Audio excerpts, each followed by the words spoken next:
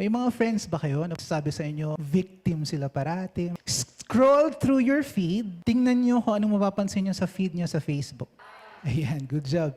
Because the algorithm of Facebook, here's how it works, and I believe you already know this. Facebook shows you more of whatever you keep engaging with. Napansin nyo, pag nag-click kayo ng isang ad, ang ipapakita sa inyo, kunyari, parang gusto kong magpapayat. Biglang mga nakita mo, puro mga pampapayat na. Di ba? You click on it, you get more of it. You dwell on it, it fills your feed. What that is telling us is that whatever we keep giving our attention to becomes all we can see.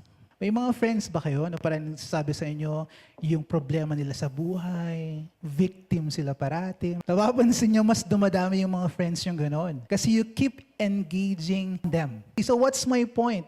If all you see are problems, are challenges, then yun din yung makikita mo every time. Whatever we keep giving our attention to becomes all we can see.